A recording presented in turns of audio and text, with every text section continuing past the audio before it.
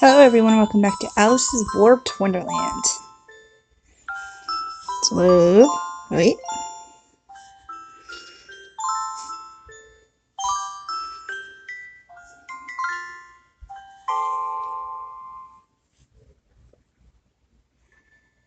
That was weird noise.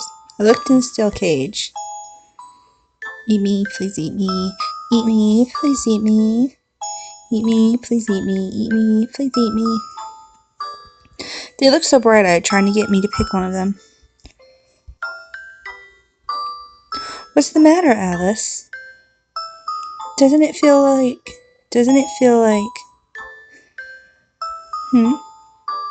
My deranged serial killer choosing which boy to kidnap? Deranged? If we're going off appearances, though, I feel like the Cheshire Cat fits the bill more than I do. They really want to be eaten. Aren't they scared? Scared?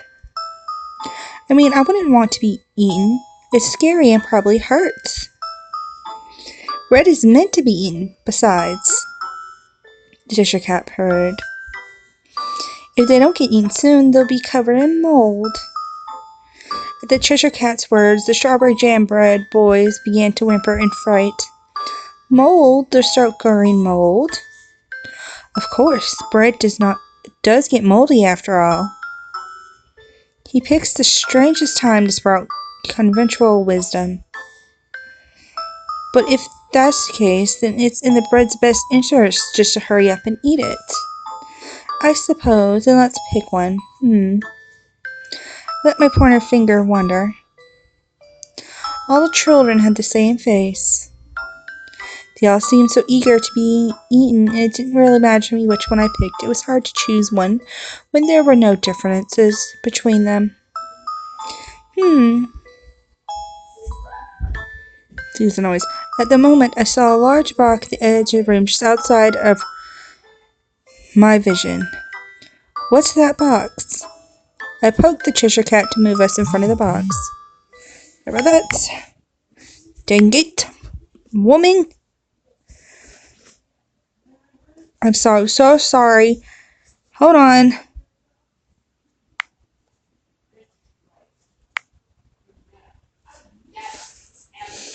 I apologize. I don't know what's going on. Hold on, let me pause it. Hello everyone, welcome back. I'm sorry about that. Poked the Cheshire Cat to move us in front of the box. It was made of white plastic and it looked slightly dirty. It seemed to be some kind of larger cooler. The lid was firmly clasped shut. I'm sorry. Yeah, I think they're stopping now.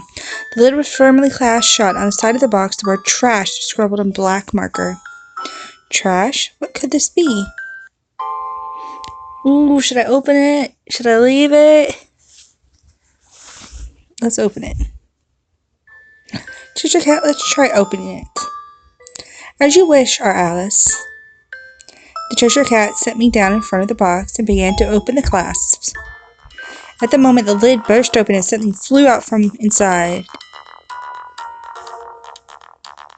I had no idea what was happening, then something grabbed my torso and squeezed very, very tightly. Ow, what's happening? Eerie spots of blue, green, and black covered the hand gripping me. The hand itself was brown and cracked. I twisted my body to look at the culprit's face, only catching a glimpse of a silver shining object pointed at my neck. Using only my eyes, I shifted into an object that looked like a fork. However, at that moment, I was very small. Even though it was a fork, to me it wasn't a fork at all. It looks like the one thing the pig in the Journey to the West carries it around. A harrow. Don't move! I ducked my head in response to the culprit's roar. If you value your life, you better listen to my demands. The hoarse voice threatened. A foul stench ruffled through the air. Strangely enough, the strawberry jam boys, who were so rowdy before, were now huddled together in the cage, shaking in fear. They appeared to be scared of the culprit. As for the Cheshire Cat, he just watched me with his usual grinning face. He showed no sign of panic, but I had never seen the Cheshire Cat make an expression other than smiling, so I couldn't really tell if he was panicking or not. Well, what are your demands? I vaguely remember being told that in these situations, best not to get the culprit excited. I was about to talk in the calmest voice I could muster. Eat me. What? I couldn't believe that the reckless man I just heard. But I hadn't misheard him, and he didn't misspeak. Eat me, and you better do it like I'm delicious. Who are you? He's Strawberry Jam Bread, the Cheshire Cat answered instead of the culprit. He's just like the children in the cage, but his color. That's because he's rotten bread.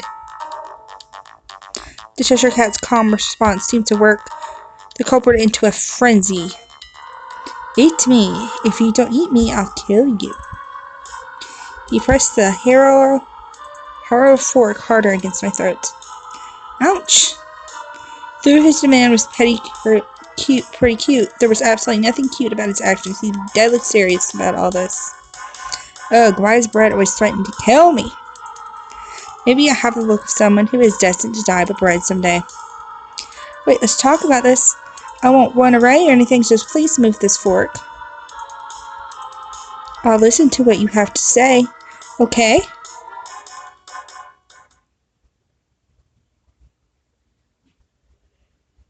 Long ago, I was once a superb baked strawberry jam and the envy of many. The rotten bread sat in the cooler that he had been trapped in and let out a sigh.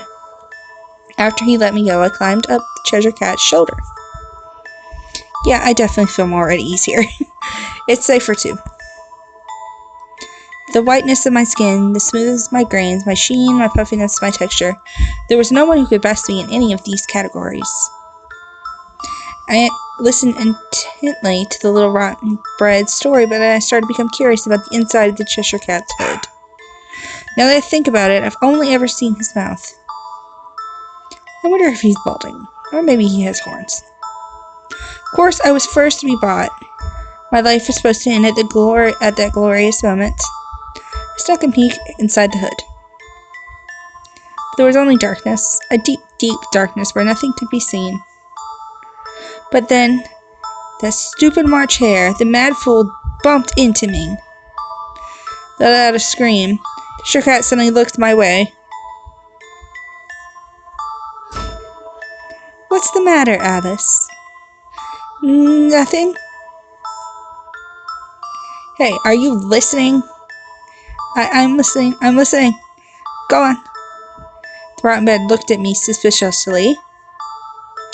I smiled at him and gestured for him to continue, then he finally continued his story. Phew, that was close. Because the March Hare bumped into me, I ended up sliding across the floor. So that meant I was soiled goods. Then the customers wouldn't buy me. Instead, they bought the guys whose flavor was second to my own. The bee laughed as he passed me by. Can you believe that? That rotten bird cried in rage. As I watched him, I asked the Cheshire Cat who the March Hare was. He's a hare who is mad all year round. If you want to speak to the March Hare, visit him on his birthday. Why? That's the only day he gets depressed. On any other day, he's just too mad to have a decent conversation. Coming from the person who more or less never listens to what anyone says, his madness must be pretty bad. Did you want to see him? No, not at all. Forget about the March Hare. I tensed my shoulders in surprise. The rotten bread stood with his hands at his hips, seething with anger. I thought you said you would listen to my story. Didn't you, little girl? I'm sorry. I apologized frantically from the Cheshire Cat's shoulder. I'm sorry, I'll listen now. Okay? The rotten bread glared at me for a while, then he finally sighed and sat atop the cooler again. If you stop paying attention one more time, I'm going to force my head down your throat. Ew. Understood? I kneeled on the Cheshire Cat's shoulder. I was sentenced to be trash. I do think that it's really unfortunate, but I timidly tried to speak, but the little rotten bread waved his hand to shush me. I know, no matter how well baked I was, rotten bread cannot be sold. It's a rule honored by my people. But I couldn't give up. Why must I lose everything over a trivial incident? After just one accident, why must I lose the meaning of my existence? True. An unavoidable accident happens, and just like that, your destiny's changed forever. There's no way a person or bread can fight against that. It just takes what points to you without any remorse. It took what was important to me. We are bread. We exist to be eaten. I will be eaten no matter what. After I made that vow, I threw tantrums every time the trash cart would come around. The rotten scraps stared off into the distance with feverish eyes. I managed to avoid being collected as trash, but no one ever appeared who said they wanted to eat me. Still, I waited. Someday, surely, a person will come who says they want to eat me. The rotten bread spread his arms and gazed at me. His moldy hands trembling slightly. How many mouths had passed since he was baked? Months. He continued on, mumbling quietly. I waited and waited and waited. And before I knew it, I was like this. Moldy, dried up, and smelling terrible. It gives me chills thinking about it. And then I knew that no one was going to come for me. I knew. Roddy. Wait, that name, are you mocking me? I felt like I understood how Roddy felt. Trapped in a dark cage, streaming of a moment that will never come. Knowing full well that it will never come. And despite knowing, being unable to shake off that glimmer of hope. Someday, surely, you will. Hold on. Yes, I will. My vision started to blur. Hey. Heard Roddy's puzzled voice, but his face was blurred as well. Am I crying? I am sorry. That's weird. Just wait a moment. That's weird. My tears won't stop. No matter how many I wipe away, they keep falling. It's no use. I can't stop them. It's just so sad and painful to the point where it physically hurts. I used the Cheshire Cat's hood to wipe away my tears.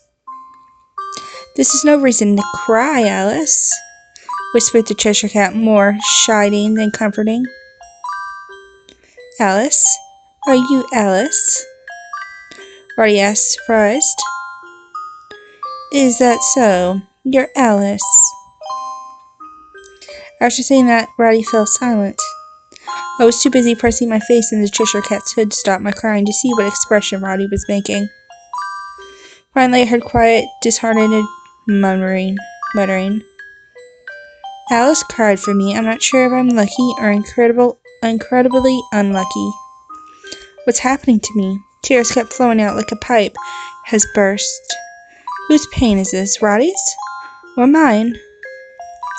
Roddy kept looking at me for a while before he lightly poked my cheek with a silver fork. Ouch, she's pretty merciless. Hey, what's with all the tears? There's no reason to cry so much for me, Alice. I'm sorry, just a moment, I'll stop. Ugh, what am I doing? Roddy is the one who's sad and hurt. Why am I being consoled? Desperately, I managed to stop my tears. After seeing me regain my composure, Roddy stretched out and smiled. I can't have Alice eat me now, can I? I just shook my head. I didn't know what to say. I'm going to get on the trash cart tomorrow. Wait, no. Well, it's high time I left. But I am content just knowing how much you cried for me, Alice. Bread cannot cry, explained the Cheshire Cat. But you've worked so hard, Roddy. I actually didn't really like that name. But Alice gave me that name, so grumbled Roddy. Maybe I've been looking for a sign. He muttered. A sign? Roddy looked back at me. His face was so sad, yet calm too. Sign to give up. Must you give up? Me too? Well, I did get to meet Alice in the end. Roddy poked my forehead with his finger. I guess my struggle hasn't been a complete waste, right? Roddy chuckled. No, that's not okay. I stood up quickly and clenched my fists. Someday, surely, you will.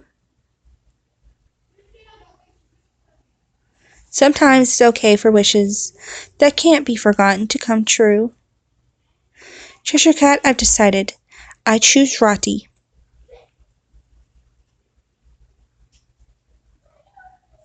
Roddy's shocked face looked back at me. As you wish, our Alice. I'm so sorry about the noise.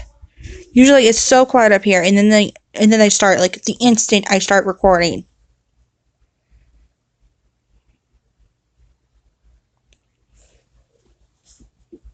With Roddy in tow, the Cheshire Cat and I went out the back door of the pastry shop. In front, the Anapan's fight continued. Oh, they're really tearing at each other this time. Roddy nodded in admiration. Crap, I completely forgot about them. Aw, man, what should I do? I looked around, flustered. About what? What do you mean, what? About this? I pointed to the spectacle still unfolding in front of me. I think you can just ignore it, Roddy said matter-of-factly. But I feel a little responsible for this scruffle. It's fine. Don't worry about it. Anapans like to fight about stuff. Oh, they must be all riled up by your return, Alice. That's gotta be it. Really? Then doesn't that mean it's my fault that their fighting has gotten so heated? The Cheshire Cat paid no attention to my worries and walked into the middle of the mall with me still on his shoulder. Wait, Cheshire Cat. The Anapans will see me. But nobody paid us any attention. The holy land of the red beans is Hokkaido. What are you talking about? Red beans come from Tamaba. I cannot pronounce these names or crap. It seemed the subject of their fight had expanded to include the birthplace of their ingredients. We headed towards the elevator, narrowly avoiding the torn Anapan limbs soaring near us. But is it really okay that you chose me? Roddy asked dejectedly, stepping on fallen Anapans as he walked next to the Cheshire Cat. Of course, well, that is, the person who will eat you may not take the time to appreciate your taste. That's okay. Right now I'm just thankful that someone is going to eat me. I'm glad. Upon saying that, Anapan's head flew in an arc in front of us, shouting, What are you talking about? It's milk! Milk goes best with Anapan! God. The Anapan that threw the head shouted back, If you can't call yourself Japanese, it's tea. How dare you say it's milk? They seem capable of fighting over anything. Hey, is it really okay to leave the Anapans like this? I started to feel worried and pulled on the Cheshire Cat's hood. Let them fight until they are satisfied, remarked the unconcerned Cheshire Cat. I wish they would just get along. They're both delicious. Well, actually, I don't think there is much of a difference in flavor between the two. Is chunky bean taste versus smooth bean taste really such a big deal? Hey, Roddy, which do you like better, smooth bean paste or chunky bean paste? Alice? Roddy let out an expressed sigh. Don't ask me that kind of question. You might as well ask me if I'm a cannibal. my gosh. Oh, that's alright. I'm sorry. How about you, Cheshire Cat? Cats don't eat bread. He said that and then he crouched so suddenly I almost fell off. You don't like bread? The Cheshire Cat stood up, turned his head, and smiled softly. If you were baked in bread, Alice, I would eat it. Okay. I don't think I'll bring this up again.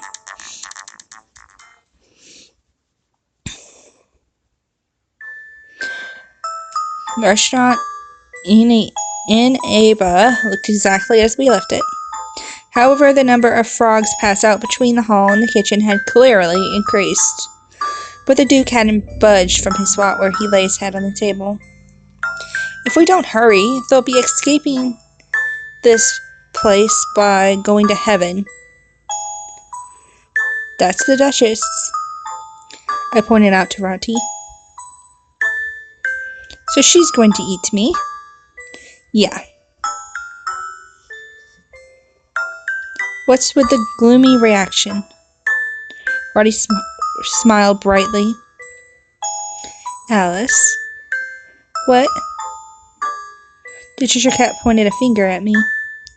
It wasn't his finger, though. It belonged to an anapan. He had probably picked it up off the floor. Eat. I don't want it. What are you saying all of a sudden?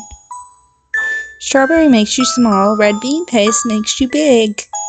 The Cheshire Cat said as if casting a spell. Makes you big? Does that mean I can return to my original size? The grinning face nodded. But that doesn't mean I'm thrilled to eat a finger, though. Eat it, Alice. Anapans may be simple-minded, but they don't taste half bad. Roddy twisted his neck to look at me while he did some stretching exercises. Okay. Reluctantly, I accepted the finger, which was about the size of a loaf of bread. The Cheshire Cat put me down on the floor. After what Roddy said, I can't really argue. I'm ready. I psyched myself up and closed my eyes. I'm okay. It's just bread. Much better in a human finger than anything else. At least it doesn't look like a cockroach or a slug. Ugh. Alice? Sorry, it's nothing. Had accidentally imagined cockroach and slug-shaped bread. Okay, I'm going to eat it now. I mustered up my courage and bit down on the tip of the finger. The fingernail seemed to be made of a thin candy. It was crunchy and delicious. Though it was just the fingertip, after another bite I was already able to taste the red bean paste inside. The Anapans had red bean paste, filling every nook and cranny of their bodies. I swallowed the Anapan. It's very good. Roddy laughed happily. The world began to shake. I started to feel as dizzy as I did when I shrank. The floor retreated further and further from me.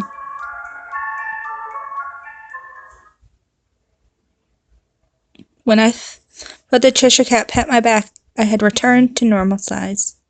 I looked at my hands and body first, then I looked at my surroundings. The restaurant, which had once looked enormous, was actually not that big.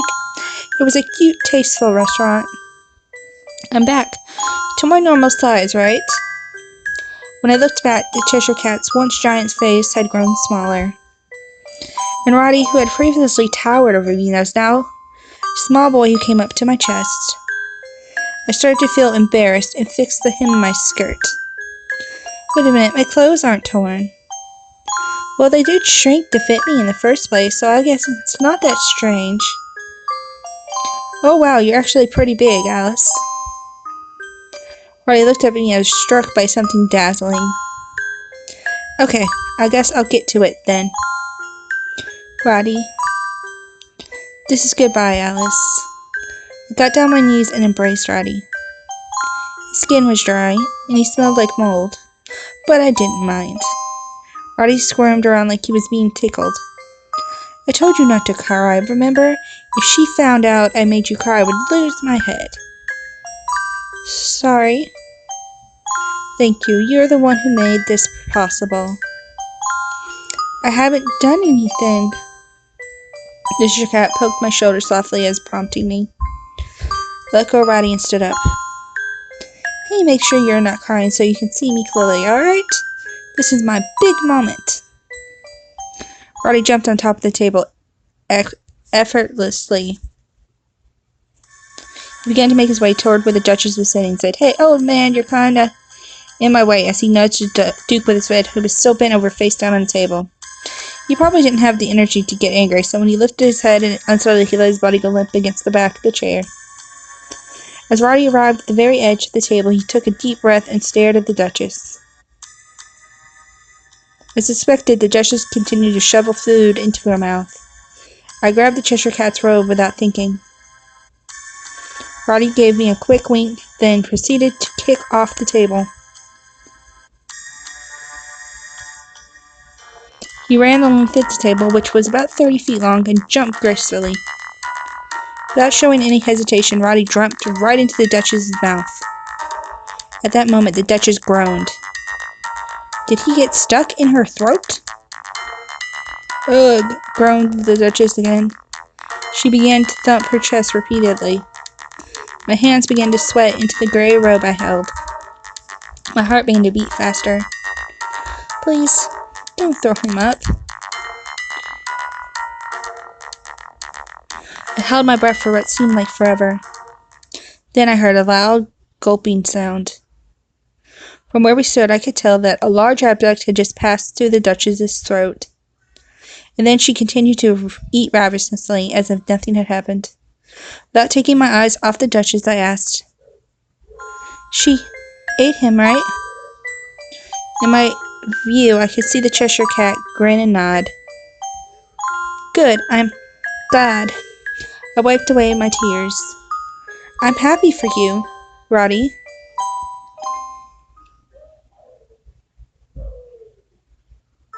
All we can do now is wait and see if she'll get small. I was a little bit worried about that. Roddy had clearly expired some time ago. Knowing how dry and moldy he was on the outside, surely his jam had spoiled too.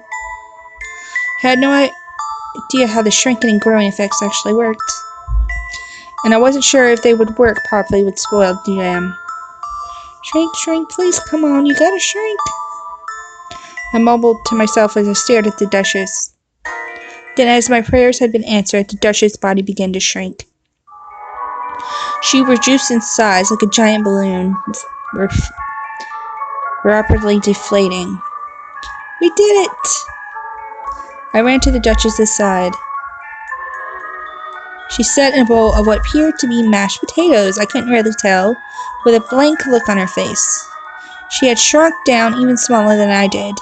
She was about the size of a tame Java sparrow. It seemed Roddy's effect was particularly strong. Darling? The Duke staggered over.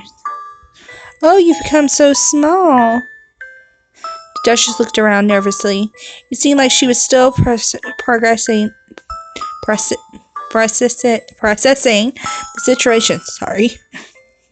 Now keep your end of the bargain, Duke. Tell us what you know about the White Rabbit.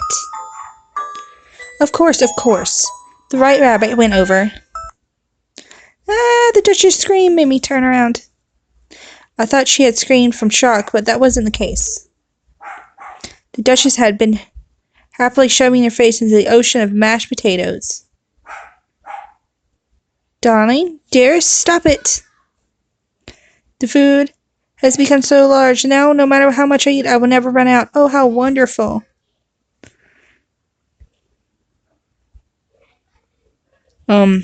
Duke? You were saying where the White Rabbit went? Nothing has changed. What? I asked you to make her stop eating. Now she's happier to eat than ever before. Well, look on the bright side. She doesn't need as much food since she's so small, so it's a less of a burden on the frogs, right? I don't care about the frogs. What about my peace and quiet? I'm not sure what I can do about that. I glanced at the Cheshire Cat. While the Duke interrogated me, the cat was speaking to the bowl of mashed potatoes. I became a little anxious. He's not thinking about eating the Duchess, is he? She's about the size of a mouse right now, though. Hey, Alice, are you even listening to me? Huh? Oh, you have such a lovely wife. She's so positive about everything. Alice? You love her, right? Why don't you accept her as she is? Well then, I'm not going to tell you about the White Rabbit. Ah, don't be unreasonable. I think the situation is much better now, at least a little bit. Alice? Beckoned the Cheshire Cat as he peered inside the bowl. Yes? I ran over to the Cheshire Cat, thankful for an excuse to escape the Duke's Hargrain? Whatever that word is. I peered into the bowl and saw that the Duchess was acting a little odd. She was clenching her stomaching, and withering in pain in the sea of potatoes. What's wrong? Did she finally realize she was eating too much? Food poisoning, whispered the Cheshire Cat. What?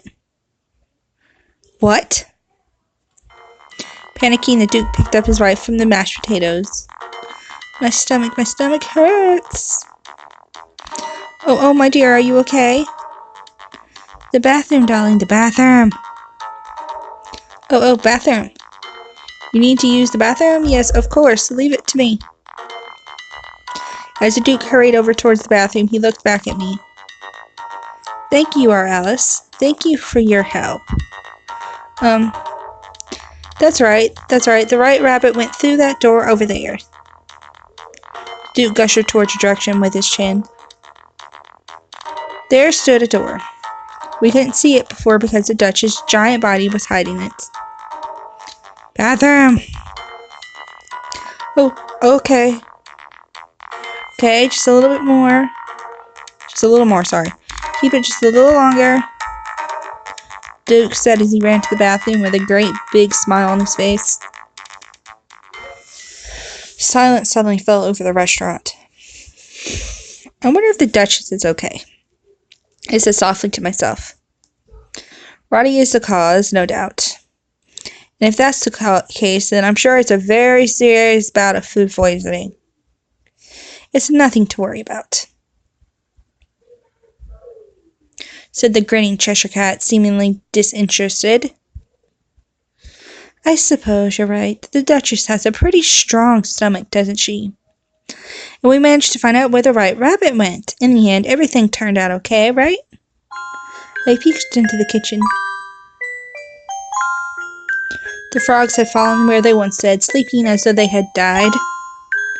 The kitchen maid was also asleep, still gripping her knife and the pepper.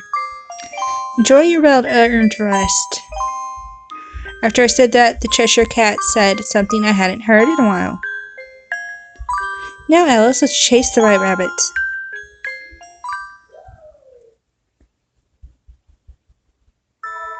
I stood in front of the door that the Duke had pointed out.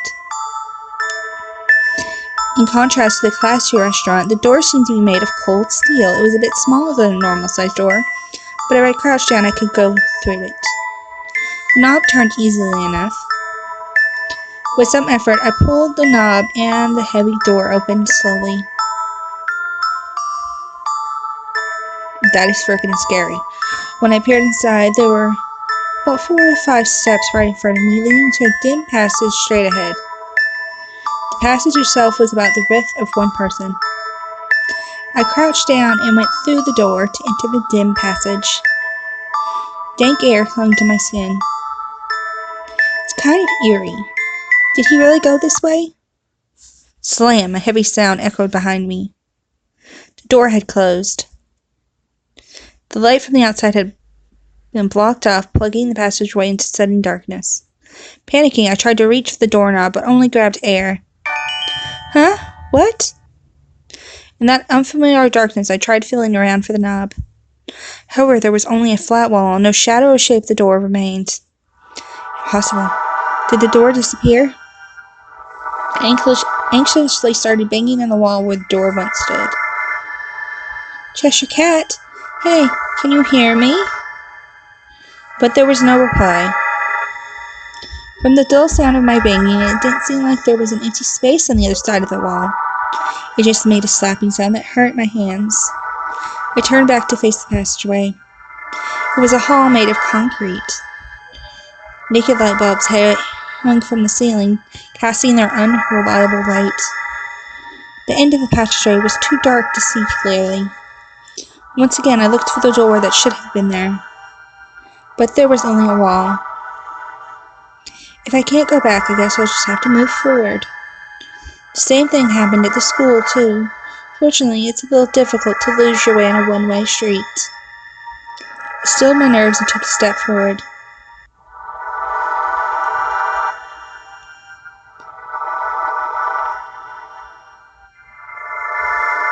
The sound of my footsteps rapping against the floor echoed through the passageway. I clasped my hands together in front of my chest.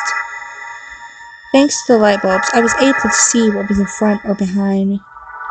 But beyond that, lighting was pretty lousy. It was a long, dark passageway. The light bulbs, all which hung a set distance from each other, served as a dim guides as I continued through the darkness. Oh, the dogs. Am I really moving forward? Trying to conceal my breath while I walked, I suddenly realized that I could hear footsteps other than my own. Clack, clack. The soft sound of those mysterious footsteps seemed overlaid on top of my own. I froze in place.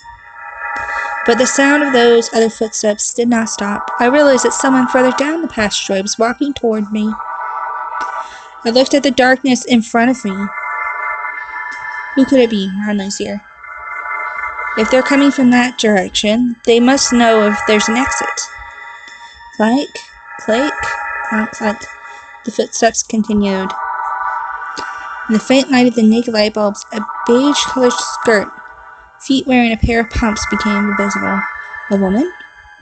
I felt a little relieved. Excuse me? The woman slowly came closer. Her appearance started to become clearer. The woman's face was wrapped in bandages. Even her nose and eyes were covered, and only her mouth was just barely exposed. The bandages were soaked with blood. I took a step back, but tripped and fell on my butt. Yip yip. On the ground, a small dog barked next to my face. It was a stuffed mechanical toy dog. I smelled something foul, like burnt plastic. The dog was scorched black, exposing the misshapen metal that formed the bones of its face. It's your fault, the bandaged woman muttered in a muffled voice. My heart started racing wildly. The woman slowly came closer. The right side of her torso was soaked red with blood.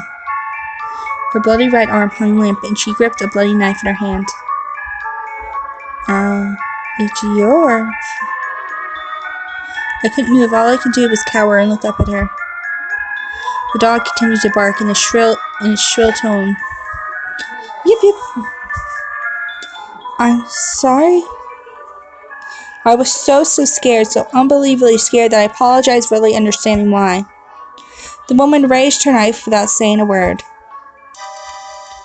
I'm sorry. I waited for what felt like forever, but the pain never arrived. Fearfully, I opened my eyes. The woman was gone. The little mechanical toy dog had vanished too. The long, dark passageway stretched before my eyes and nothing had happened. A moment passed, and I ran as I was being repelled. I was so overcome with fear, I nearly threw up. As if someone had reached into my brain and began moving things around, I started to recall an illusion. I'm sorry. Those words kept repeating in my mind. I didn't know who or what I was apologizing to. I'm sorry. I just really fought the urge to slam my head against the wall as hard as I could and put an end to this. The end of the dark passageway began to draw near. I could see a door waiting for me. Without the slightest hesitation, I leaped through it.